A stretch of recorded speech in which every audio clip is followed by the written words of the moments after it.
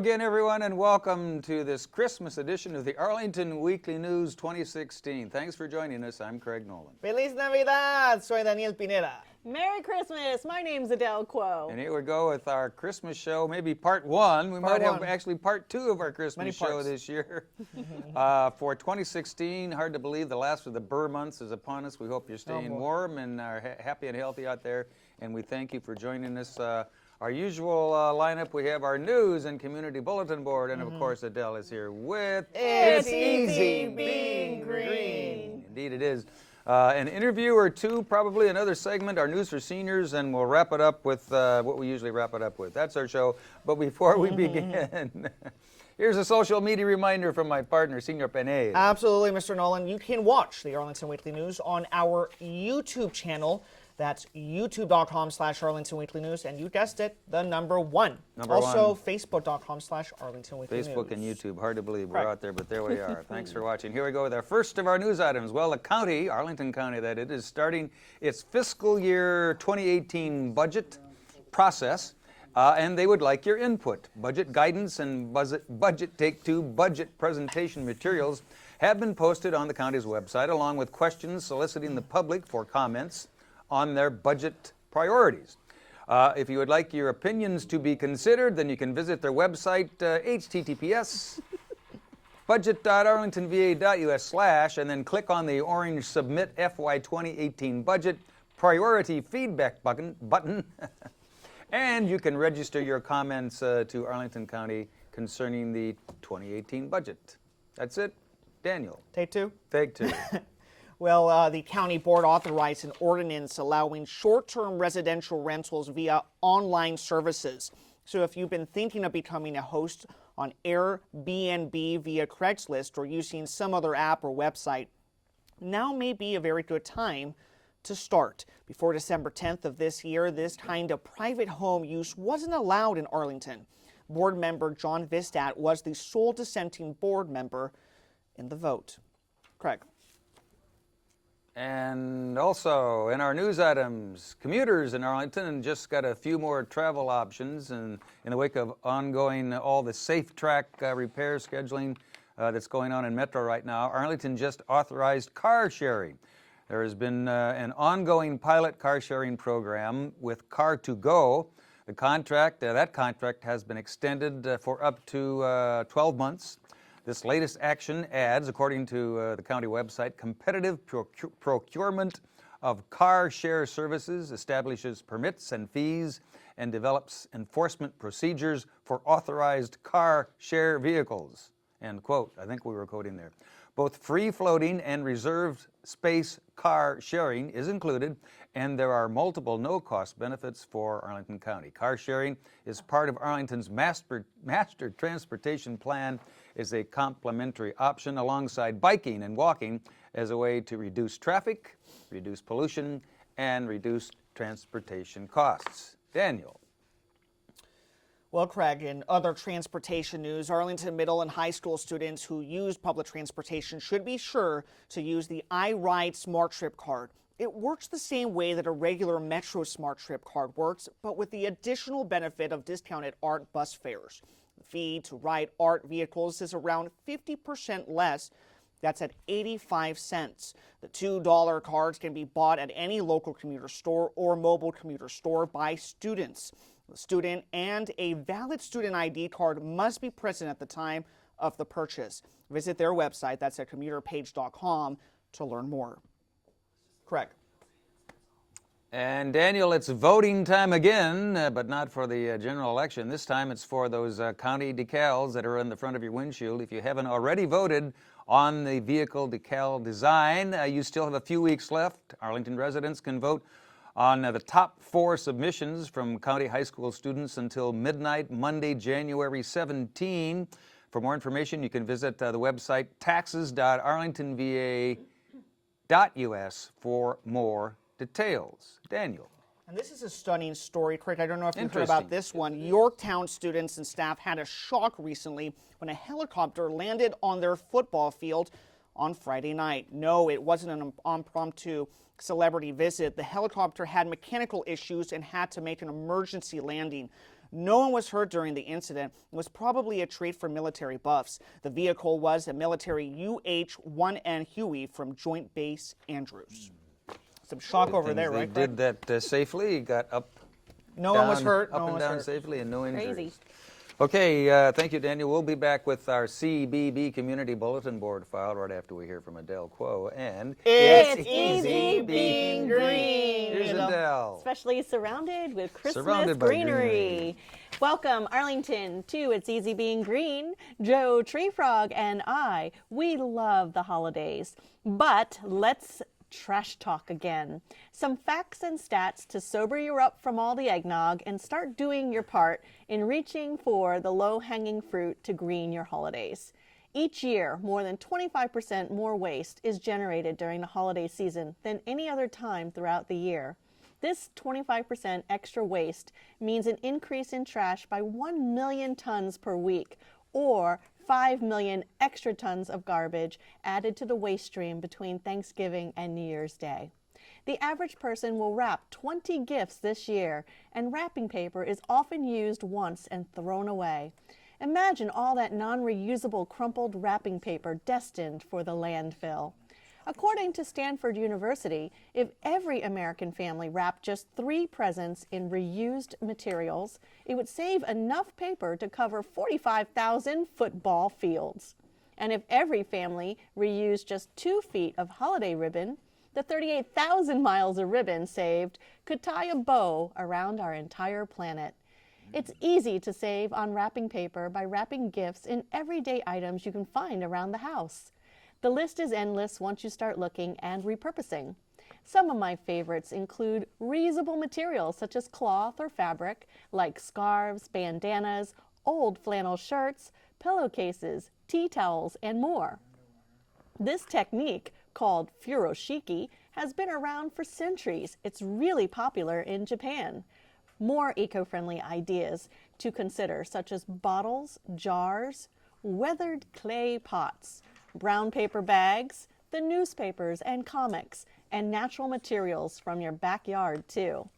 Give gifts in easily reusable paper or fabric gift bags, recycled gift boxes and ribbon, and save your Christmas cards to reuse. They can be cut, glued, hole punched, tied up with ribbons, and reused when wrapping or decorating your tree. The 2.65 billion Christmas cards sold each year in the U.S. could fill a football field 10 stories high. If we each sent 1 card less, we'd save 50,000 cubic yards of paper. If you must use traditional wrapping paper and send a holiday card, buy ones made of recycled paper. Just a few waste reduction efforts will color your holidays a few shades greener and result in a positive impact on the environment. So remember, it's easy being green this holiday. I got an old flannel shirt or two. I never knew that they might be in chic.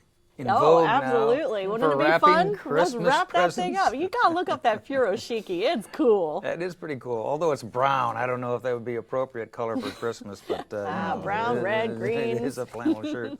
I'm wearing Appreciate pink, so I like your pink. Thanks, Adele. We Thank you, appreciate Adele. it. Here we go. As promised now, our CBB Community Bulletin Board file. Well, schools will have their winter break from Thursday, December 22 to Monday, January 2nd. School will open again on the 3rd of January. So that's good news for most of the school-age students out there in Arlington. Daniel. Absolutely, Craig. Well, the school board will kick the year off with a meeting on Thursday, January the 5th from 7:30 p.m. to 10:30 p.m. It will be hosted at the Education Center. That's at 1426 North Quincy Street. That's in Arlington, Virginia, 22207. Visit their website. That's at apsva.us/calendar to learn more. Craig. And also in our CBB file, the Arlington Career Center will start the year off with an alumni and partners open house coming up Saturday, January 7th from 9 a.m. to 11. The address, they're located at 816 South Walter Reed Drive in Arlington. The event is an opportunity to view demonstrations, preview classes, connect with Career Center alumni and partners, and to contribute your experiences that you've had at the Career Center. You can find out more about it. Visit their website, www.apsva.us/calendar, and they'll have more information for you there. Daniel. Yeah, that calendar feature is always super crucial, right, It is Craig? good. That's right. Well, Arlington Public Library also has some career-related activities at the end of the year and the beginning of the new one. The Job Seeker Meetup has several upcoming sessions at multiple locations. On Sundays, there will be sessions from 6 p.m. to 8:30 p.m. in the Columbia Bike Branches Cyber Center. That's located at 816 South Walter Reed Drive at Arlington, Virginia 22204. There will also be sessions on Mondays from noon to 1 p.m. on the second floor meeting room of the Central Library. That address is 1015 North Quincy Street, Arlington, Virginia 22201. Visit the website at arlingtonva.libcal.com and click on Lectures and Workshops to view the calendar listing of these events and much more. All right, thanks, Daniel. And News for Seniors segment coming up here right after we hear from Denise and her review of a literary classic. Here's Denise. Arena Stage is hosting Looking Glass Theater Company's Moby Dick. The Herman Melville classic has been adapted and directed by David Catlin, who tells the story with a thrilling and provocative physicality that enhances the adventure tale without overwhelming it. The opening words, "Call me Ishmael," uttered by Jamie Abelson as the outsider looking to learn the whale trade, are among the few predictable elements of this play. He does meet his future crewmate, the tattooed harpooner Queequeg, played by a formidable Anthony Fleming III, and they do sign up to sail on the Pequod under Captain Ahab, whose crazed quest for revenge is powerfully portrayed by Christopher Donahue. Less expected are the three women in the cast. Billed as fates, they serve as a type of Greek chorus. They narrate the story, represent the very real families left behind in Nantucket, as well as mythical sea sirens and even whales. They also act as Foley artists who make the whales sing. As you enter the theater, you see a circle and semicircles that suggest the belly of a whale. At each side of the stage are dozens of ropes and pulleys that represent ship riggings. This set by Courtney O'Neill and rigging by Isaac Shep are utilized by the cast, who is trained with the Actors Gymnasium to perform Sylvia Hernandez de Stassi's soaring aerial choreography. The 6 actors who represent the crew climb the semicircles and soar through the air and fill the stage to deliver the essence of 33 men. They man 2 small whaleboats, thrust them toward the edge of the stage, and truly make the pulses of the audience race. Sully Radke's costuming enables the Fates to take on their varied roles, even helping portray the gathering of whale oil in a particularly compelling scene. The complicated rigging actually needs several stagehands to maneuver it. The lighting and sound design deliver the vivid climax of the story amid strobes and claps of thunder. It's a breathtaking conclusion that leaves only Ishmael alive to tell their story. Treat yourself for tickets for Moby Dick at Arena Stage through December 24th. It may be the most exhilarating evening you will ever spend at the theater. I'm Denise Pringle, filling in for Rich Masabny. Now back to the news desk. All right, we appreciate it. Thanks, Denise. Thank you, Denise. Pringle and her review of Moby Dick at Arena Stage. Thanks, Denise. We appreciate that. As promised now, here we go on this Christmas 2016 edition of the Arlington Weekly News, our News for Seniors file. Some information now on long-term care. Sooner or later, nearly everyone will require long-term care either for themselves or for a family member or loved one. If you're wondering how to create a plan for coping, or if you just want to tweak the plan that you already have in place, then you should come to the Lee Community and Senior Center. That's coming up on December 19. They're located at 5722 Lee Highway. Heather Purcell of Lincoln Financial will be there to provide some information. Her presentation goes from 1 to 3 p.m. For more information, call Adriana Carr. Her number should be on your screen, 703-228-0555. Daniel. Such an important event, and again, December the 19th. Yes, it is. Well, how can you determine whether you or someone you know is experiencing normal aging or dementia? Eric Reynolds, the Community Relations Manager with the Insight Memory Care Center, can help you. He'll be conducting a discussion of the symptoms of dementia, which is characterized by multiple cognitive deficiencies with memory impairments. He will be at the Aurora Hills Community Center and Senior Center. That's on December the 19th. The location is 735 18th Street South, Arlington, Virginia, 22202, and the presentation will last from 1 to 2 p.m. You can get more information by calling Michelle Atkin. That's at 703-228-5722. Correct. And also in our News for Seniors file, you can join Michelle Atkin herself for a special presentation about eating smart over the holidays. That's coming up 12 noon to 1 p.m. also at Aurora Hills Community and Senior Center. That'll be Wednesday, December 21. Michelle is the director at Aurora Hills, public health professional. She will be providing helpful tips on how to avoid the common holiday eating pitfalls and manage those temptations of all the goodies that are around you all over this time of year. Once again, the location is at 735 18th Street South in Arlington. For more information, give them a call, 703-228-5722. Daniel. Kudos to Michelle. She's doing great work. Doing a lot. She's a busy lady this time of year. Well, Craig, finally, if you need some additional cheering up, why not attend the Holiday Cheer Social? It will be held at the Culpeper Garden Senior Center at 4435 North Pershing Drive in Arlington. Go ahead, get out that holiday sweater and join them for a social, full merriment and cheer. Bring a friend and win a prize. Enjoy refreshments, holiday music, and yes, even games. It takes place on December the 22nd from 1 to 3 p.m. You can bring your dancing shoes. Come on down and celebrate the holidays with, yes, friends. For more information, you can call Marcia Todd. That's at 703-228-4403. You're my friend, Craig. Oh, the weather outside is frightful. Okay, well, that's enough of that. We'll be back with, that's our News for Seniors segment. We'll be back with a sign-off and bye-bye after we hear from our styrofoam mom, Miriam Gennari, and another installment of her Sustainable Scoop. Here's Miriam.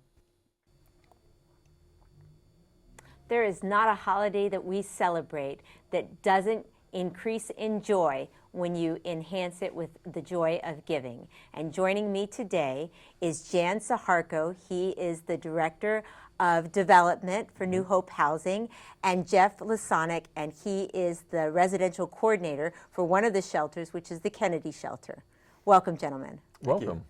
Jan, can you, for our viewers, just kind of give us an idea of the history of New Hope and what it is you do? Sure. Well, briefly, in 1977, New Hope Housing, originally called Route 1 Quarter Housing, was started by concerned citizens, part of the Route 1 Task Force for Human Services, that saw people in need, living in rundown motels in the woods, and said we need to do something.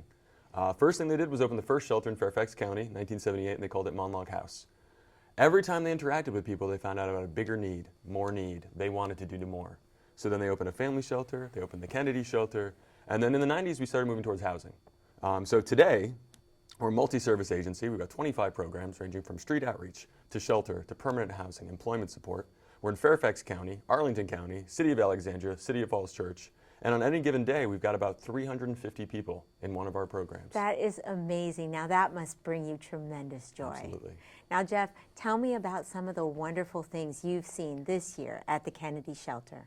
Well, I'd just like to say that today's a very special day for the Kennedy Shelter because it was exactly 30 years ago today that we opened on December 14th, 1986. Wow. So Kennedy Shelter is a 24-hour, round-the-clock shelter, 365 days a year.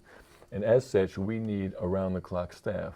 We also have case managers who help clients connect them with programs, find employment, or connect them with housing.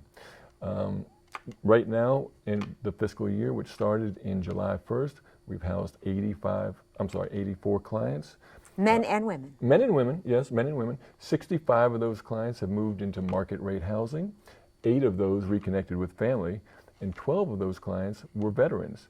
And I just want to tell you a little story about one of the veterans. He was an 84-year-old retired military who first came into homelessness at 84. Oh, wow. He was retired in 1976 after 25 years of service.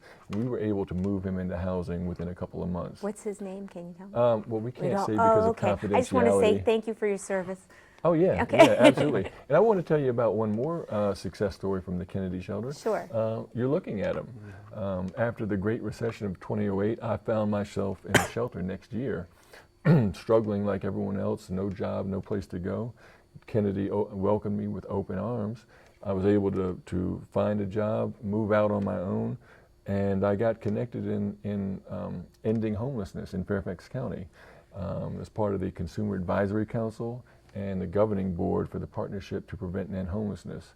So I'm involved in a lot of fights on homelessness. You're an amazing success story, and it also shows what a little investment and a little help can do for an individual who really wants to succeed. Thanks. Now that's the day-to-day things, the pitfalls that get in the way of people being successful in managing their own home are things that you also help people with. So there are resources to help them keep from being homeless, and you guys help them when they need shelter. But tell me about some of the bigger issues that cause homelessness. Contrary to some people's belief, the primary reason why people become homeless in the first place is economic. There's a big gap between minimum wage and what apartments go for. So we're always trying to get people jobs. That's a big focus on getting people jobs that actually pay well. We try to find places that are affordable. We have people that seek out and negotiate with landlords to try to find rent that is actually affordable. A big issue So sometimes. you're an advocate too. Absolutely. Case managers, residential staff, everybody at New Hope Housing is an advocate. We are always trying to find a way to get something better for our residents and for people who are at risk of becoming homeless and help to prevent them as well. And it appears that they want a lot for themselves as well. They just need the opportunities. So what are your immediate needs? And I know that fundraising is a huge part of it. And yet I can't even believe how much you do on your budget. And how much do you do on your budget? Tell me. This is important. Well, our annual budget is about $6 million. But between that, we have 6 shelters, we have 9 permanent supportive housing programs, we have rapid rehousing programs to try to attract people from the community, prevent them from becoming homeless. We have the employment programs, we have people out looking for landlords and looking for employers to then come to the shelter and hire our people or help house some of our people. So it is constant. It's a huge program. Absolutely. And how many people do you help a year? Over the course of last year, more than 2,000 people accessed at least one of our programs, from as far south as Fort Belvoir to South Arlington. That is remarkable. So there are lots of, I liked your website. I like the fact that you could find a way to volunteer. You actually invite people to come and visit the shelter. Mm-hmm. So how are ways, big and small, that people can help? Well, let me just do Jan's job for a second. One of the best ways that some people could help is to just write a check, make a donation. And no amount is too small. Mm-hmm. I mean, $20 is enough to get a Smart Trip card to get a client back and forth to work for a week. They can get their first paycheck. Yeah, exactly. And for $50, you could do an application fee or run a credit check. For $100, you could outfit a client to have a complete wardrobe to get a job. And so, again, no donation is too small. And there are other ways you could help, and I'll turn that back over to Jan. I say one of the best things to do is be informed and get face-to-face with an issue. So we offer twice-a-month tours. We want people to come in and learn. If you want to volunteer, we want you to come in. If you're a landlord or employer and you might have a space to rent or you're looking to hire, we want you to contact us because we probably have people for you. So there's a lot of different ways that people can come in. But we really say the first thing is it's quite a privilege to be able to walk into a shelter or program like this by choice to learn. Right. Than to have to walk through because you have no other option. So we really invite the community in to see what we're doing and what they can be a part of. And I want to congratulate you on the fact that you treat all of your clients with great dignity. Mm-hmm. And I have to say, Jeff, you're an example of somebody who is a poster for what a little help can do. Mm-hmm. I'm really grateful for your work. So how do people get in touch with you? Best place to start is go to our website. It does need some work, but newhopehousing.org, or you can call 703-799-2293. And then if you need help, you'll direct them to someone that might be able to help them. And otherwise, you have these shelters available 24 hours a day, 365 days a year. And right now, we're in no turnaway. So anyone who is unsheltered can come to any Fairfax County shelter, and you will not be turned away. This is remarkable. Well, thank you so much for giving this gift to all the citizens of our region. It really is bringing joy for people all through the year. Thank you so much. Thank you. And I want to thank all of you for watching this very special edition of the Sustainable Scoop. Back to the news desk. There she is, our Styrofoam mom, Miriam Gennari. Miriam Gennari. And another Miriam. installment of the Sustainable Scoop. Thanks, Miriam. Thank you. Okay, well, we're just about down to the end of this show, and before we go, anything to add? Happy holidays. Greetings and salutations like your hat. to our viewers out there. Yeah, it's just about done. I'm squeezing my brain. What's left of my brain. Next week's show. Oh, that's right. got a Thanks, great Ab. A reminder, special. next week's show direct from the North Pole, maybe the South Pole, An we're not exclusive. sure. Yeah, it's an North exclusive. Pole, that's where the clauses live, North right? Pole, although it's colder at the South Pole, so I've been told. But we thank all of you for watching and hope you're having a successful pre-Christmas and holiday season. Yeah. And you've got some of your Christmas Happy New Year. shopping done. Have the tree up, and friends and family are coming to town, out of town, and all that sort of stuff. Yeah. So next week, I guess we'll try it all again. If you're there, we'll try to be here, and we'll present another edition of the Arlington Weekly News. Thanks for watching. Thank you. Take care. Bye-bye.